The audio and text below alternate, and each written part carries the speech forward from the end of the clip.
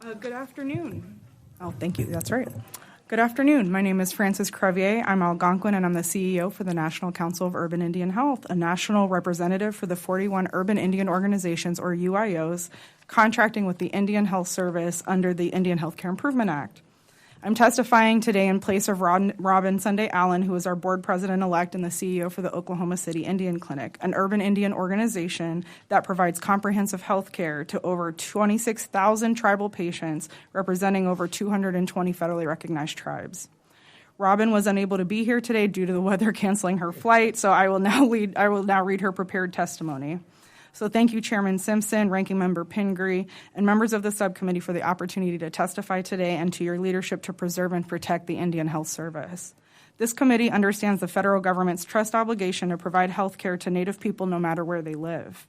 UIOs are an integral part of the Indian health system, and they provide high-quality health care to tribal members living in our urban areas. The Oklahoma City Indian Clinic provides robust outpatient services from birth to end of life and is an essential part of the Indian health system in assisting the federal government in fulfilling its trust responsibility to Native people. The Indian health system is deeply personal to me. I was born in an Indian hospital, and I received my health care from a tribal Indian health service or urban facility my entire life. I was the recipient of an Indian Health Service scholarship. That scholarship put me through to the University of Oklahoma College of Nursing, in which I graduated, and then I became the Oklahoma City Indian Clinic. I went back as the registered nurse, and I never left. That was 30 years ago. What kept me here was simple. I saw what this clinic could become, and I wanted our patients to have a better experience than the one I had growing up. Not because the system was broken, but because I knew it could be so much more. My personal experience, coupled with my professional experience, has fueled my passion for ensuring we deliver the highest quality health care to Native people. The vision of the Oklahoma City Indian Clinic is to be the national model for American Indian health care. We've adopted the congressionally established Malcolm Baldrige standards of performance excellence and have twice received the Oklahoma State Award for Performance Excellence from Oklahoma Quality Foundation. Our commitment to excellence shows in how we deploy our resources. Roughly half of every dollar we spend goes directly to preventative care. When you look at our top 10 diagnoses, 6 out of the 10 are preventative care diagnoses. That is what responsible stewardship of federal funding looks like, and it's exactly why an increased investment in urban Indian health pays off.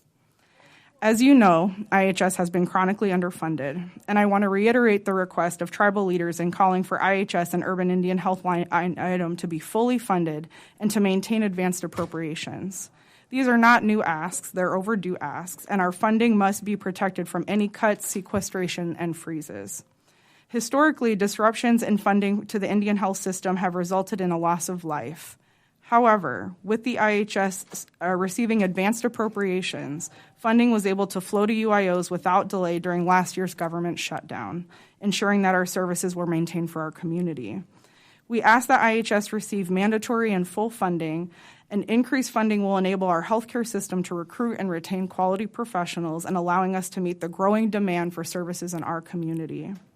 In Oklahoma, we are seeing alarming rises in cancer rates, and to me, cancer has become what I refer to as the new diabetes of Indian country. It is ravaging our community like diabetes has done. At the Oklahoma City Indian Clinic, we are diagnosing over 20 new cancer patients each month. We have hired a full-time oncology nurse case manager and a part-time oncologist. This is why funding for our health programs, as well as initiatives like the Native American Cancer Outcomes Program, is more critical than ever. In addition to the rise in cancer, we are also seeing a growing behavioral health crisis in our community. We have seen a significant increase in the number of patients presenting with anxiety and depression. And what concerns me most is how much of that we are seeing in young people. A clinic is not traditionally where you would expect to find robust behavioral health services, but our patients need them and they are coming to us. We're putting resources where we can to meet that need, but the demand is outpacing what we are able to provide without dedicated, stable funding. This is why SAMHSA programs like Native Connections, which help us address Native youth suicide, must be well funded and protected. We also request that UIOs be included in future funding in the behavioral health pilot program that was established this year. Thank you again for the opportunity to testify. We stand by as a resource to support the federal government as you continue to work towards the obligation to provide health care to American Indians and Alaska Natives. We urge Congress to take this obligation seriously and provide UIOs and IHS with all the resources necessary to protect the lives of the entirety of the Native population.